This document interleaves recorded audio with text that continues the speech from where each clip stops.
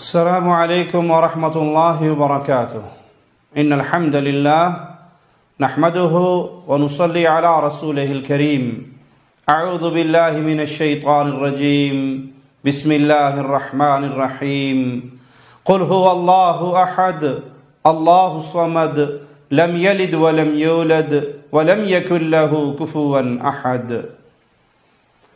حق اور باطل کا معیار توحید باری تعالی ہے۔ حق پر کون ہے؟ جو اللہ کی توحید کو مانتا ہے۔ باطل پر کون ہے؟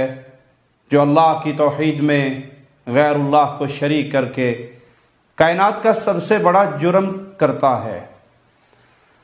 سمجھانے کے لیے مزید آسان کر دوں، ایک شخص دنیا کے ہر گناہ میں مبتلا ہے، خطائیں انبار کے طور پہ پہاڑ کی طرح اس کے سر پہ چڑھ چکی ہیں، لیکن وہ اللہ کے ساتھ شرک اکبر نہیں کرتا، یہ اللہ کی جنت میں ضرور جائے گا، چاہے اللہ کی رحمت سے اپنے گناہ معاف کروا لے یا اپنے گناہوں کی سزا پا لے، بالآخر جنت اس کا ٹھکانہ ہے۔ دوسری طرف ایک ایسا شخص ہے جس کے پاس گناہ نہیں، نیکیوں کے پہاڑ ہیں، اچھائیوں کے پہاڑ ہیں، وہ دن رات بھلائی اور خیر میں لگا رہتا ہے، لیکن اس کے عقیدے میں شرک اکبر ہے، وہ غیر اللہ کی عبادت کرتا ہے، وہ غیر اللہ کو سجدے کرتا ہے، وہ غیر اللہ کو نذر و نیاز ان کے نام پہ دیتا ہے، مدد ان سے مانگتا ہے، وہ عمل کرتا ہے جو انسان کو وادی ایمان سے نکال کے شرک کی وادی میں کھڑا کر دیتے ہیں۔ اس کی ساری نیکیاں اکٹھی ہو کر بھی اسے جنت میں نہیں لے جا سکیں گی، کیونکہ مالک کا فیصلہ ہے لا یغفر ان یشرک بہ، اللہ کا یہ فیصلہ ہے کہ اس نے شرک کو کبھی معاف نہیں کرنا، اور اس کے علاوہ جس کے لیے جو چاہے معاف کر دے۔ تو حق کیا ہے؟ جو توحید پر ہے۔ باطل پر کون ہے؟ جو اللہ کی توحید کو چھوڑ کے شرک کے مرکزوں کو آباد کر رہا ہے۔ انبیاء کی بنیادی دعوت بھی دعوت توحید رہی۔ انبیاء کے سامنے قوم میں مسلمان اور کافر کون بنے؟ جو اللہ کی توحید پر ایمان لائے مومن کہلائے، اور جس نے رب کی توحید کو ٹھکرایا وہ مشرک اور کافر قرار پائے۔ لیکن اگر یہ دعوت دی جائے تو ہر کوئی راضی نہیں ہوگا، ہر کوئی گلے نہیں لگائے گا، ہر کوئی آپ کے ہاتھ نہیں چومے گا، ہر کوئی آپ کو سینے سے نہیں لگائے گا، انعامات سے نہیں نوازے گا، گالیاں پڑیں گی، مخالفتیں ہوں گی، قتل کی پلاننگ ہوگی اور لوگ قتل کر گزریں گے۔ لیکن حق پر وہی ہے جو رب کی توحید کی دعوت دیتے ہوئے بھلے قتل ہو کے یہ دنیا چھوڑ دے، حقیقت میں وہ انبیاء کے راستے کا راہی ہے۔ وہ لوگ جو دن رات دعوت کی تکرار کرتے رہتے ہیں، ہم جی نبیوں والا کام کر رہے ہیں، ہم تبلیغ کا کام کر رہے ہیں، ان کے ایک بڑے بزرگ کو ہم نے دیکھا جنہوں نے رب کی توحید کو اپنی زندگی کے اندر سے کھرچ کے نکال دیا۔ وہ اللہ کے ہر دشمن کو گلے لگانے کو اپنے لیے سب سے قیمتی متاع سمجھتے ہیں۔ کبھی رافضیت کے اماموں کو گلے لگاتے ہیں، کبھی ان کے مراکز میں جاتے ہیں، کبھی ان کے اجتماعات میں جاتے ہیں، کبھی ان کے عبادت خانوں میں جاتے ہیں، اور کبھی انہیں اپنے مراکز میں بلاتے ہیں۔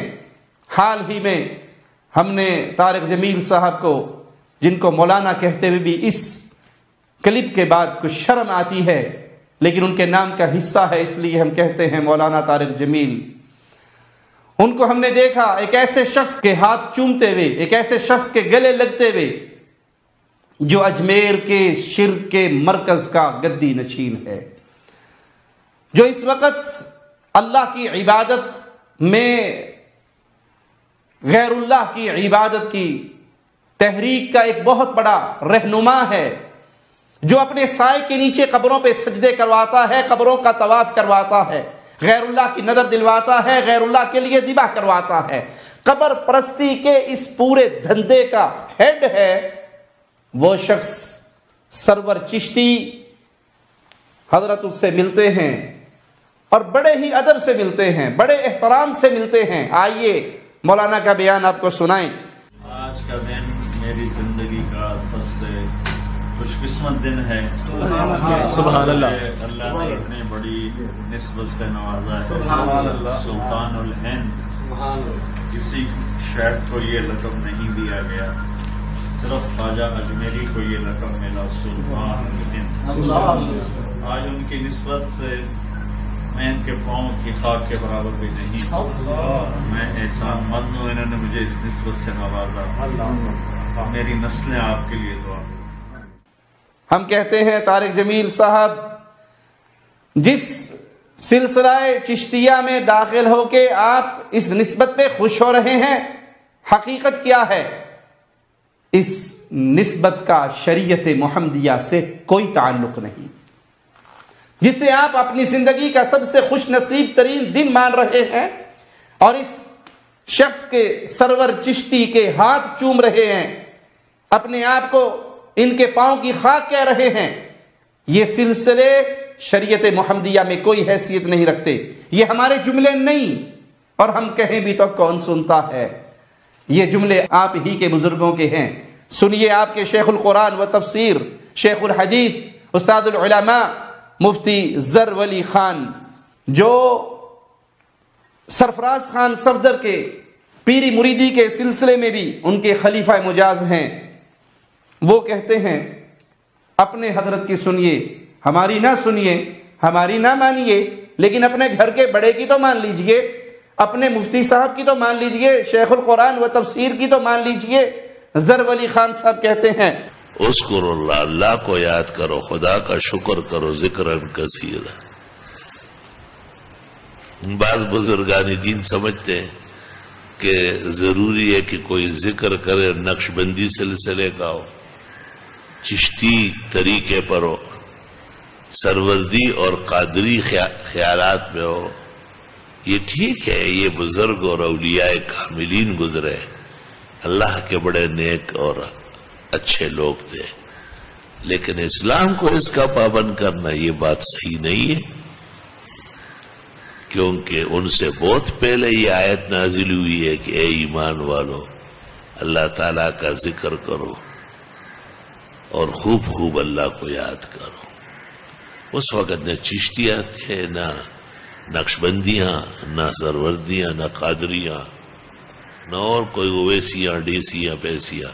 یہ سب بات کے جو ہے نا لمیٹڈ کمپنیز ہیں، اس کی کوئی حقیقت سے کوئی واسطہ نہیں.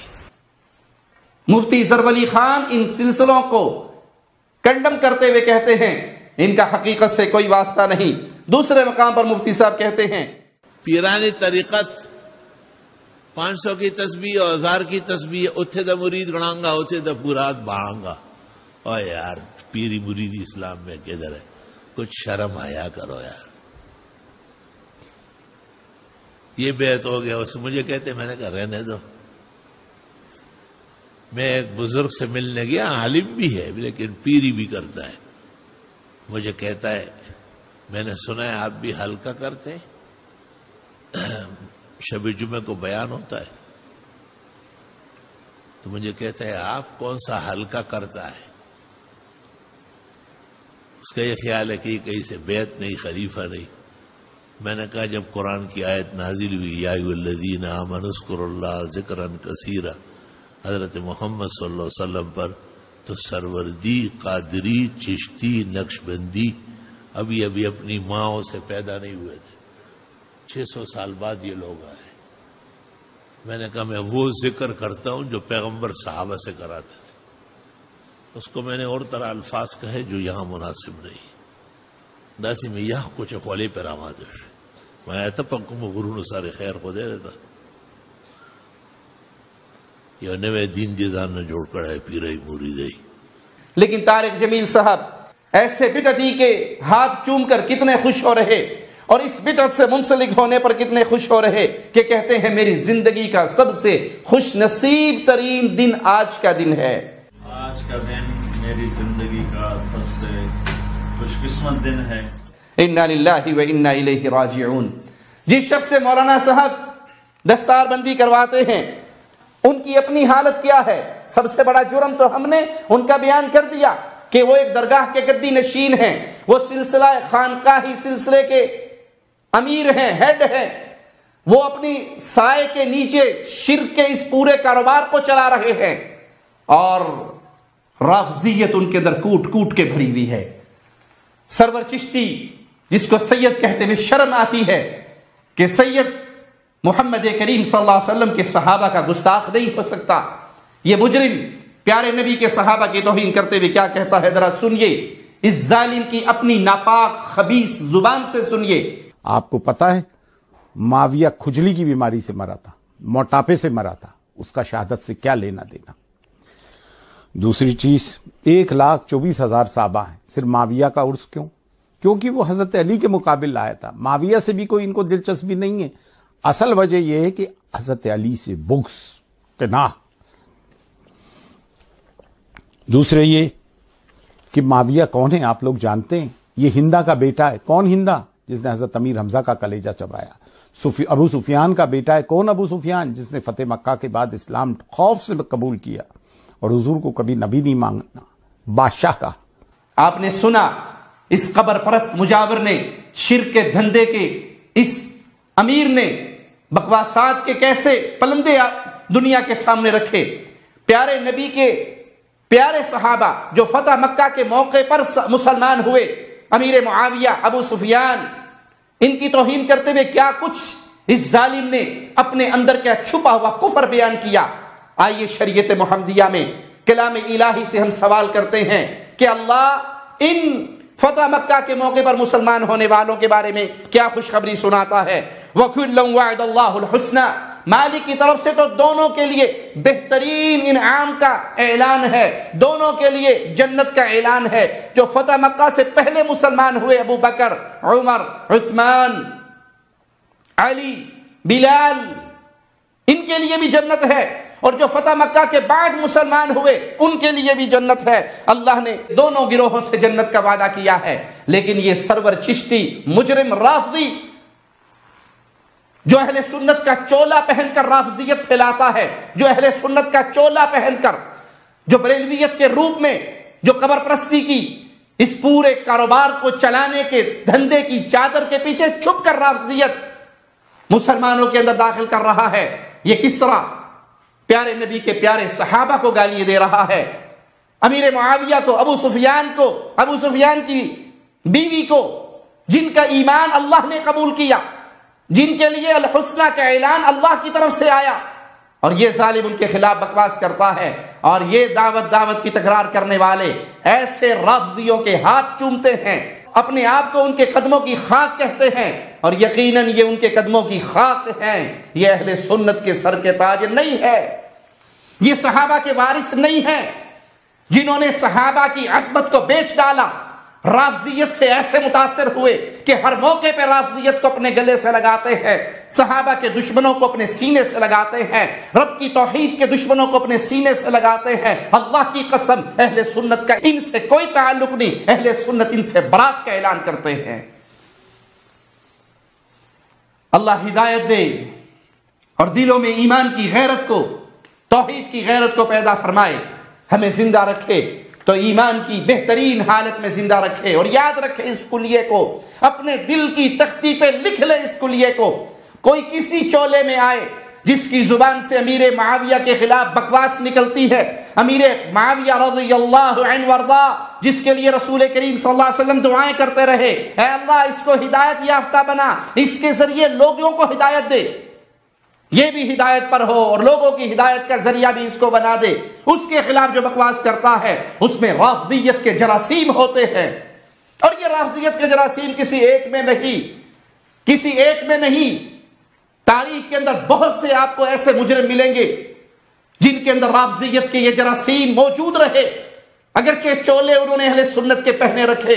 انہی شخصیات میں ایک اور شخصیت سید قطب کا نام ہے، جو ایک اٹالین ظالم کا ذکر کرتے ہوئے لکھتا ہے اپنی کتاب میں کہ میکاولی کی روح اس سے پہلے معاویہ کی روح پر غالب آ چکی تھی. انا للہ و انا الیہ راجعون.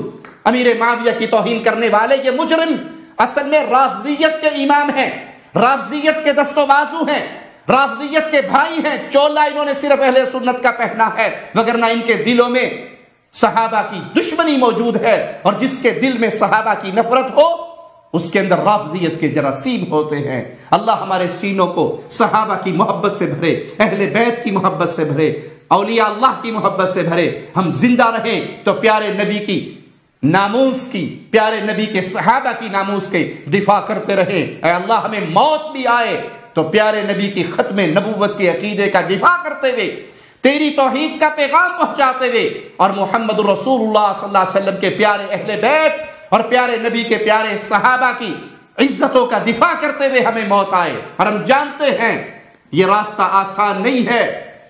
اللہ جس کو توفیق دے اپنی توحید کی دعوت کو پھیلانے کے لیے قبول کرے۔ رافضیت آج ہر اس آواز کو دبا دینے کے لیے تیار ہے جو پیارے نبی صلی اللہ علیہ وسلم کے صحابہ کے دفاع کے لیے بلند ہوتی ہے۔ اس کو دبانے کے لیے رافضیت ہر حربہ اختیار کرتی ہے۔ اور چند دنوں پہلے ہی آپ نے اسلام آباد کے اندر یہ منظر دیکھا، ایک وہ نوجوان جو دن رات ناموس صحابہ کی عزت کے لیے بولتا تھا، اس کو رافضیت نے اس کی آواز کو دبایا۔ لیکن کتنوں کو دباؤ گے؟ ہمارے جملوں کو سنو، ہماری غیرتوں کو پہچانو۔ ہم کہتے ہیں موت تو ٹرک کے نیچے بھی آ جاتی ہے، موت تو بستر پہ بھی آ جاتی ہے، موت تو کینسر کے مرض سے بھی آ جاتی ہے۔ اس سے پیاری موت ہو نہیں سکتی جو رب کی توحید کے لیے آ جائے، محمد کی عزت کے دفاع کے لیے آ جائے، اہل بیت کی عزت کی دفاع کے لیے آ جائے، اور صحابہ کی ناموس کے دفاع کے لیے آ جائے۔ ایسی موت کو ہم ہنس کے اپنے گلوں سے لگاتے ہیں۔ تم ایسے واقعات سے اہل سنت کے دلوں میں خوف نہیں بھر سکتے، بلکہ تمنائیں بھرتے ہو، کاش ہماری روح بھی نکلے تو پیارے نبی کے عزت کے لیے، پیارے رسول صلی اللہ علیہ وسلم کے اہل بیت اور صحابہ کے عزت کے دفاع کے لیے نکلے۔ اقول قولی ھذا واستغفر اللہ لی ولکم ولسائر المسلمین۔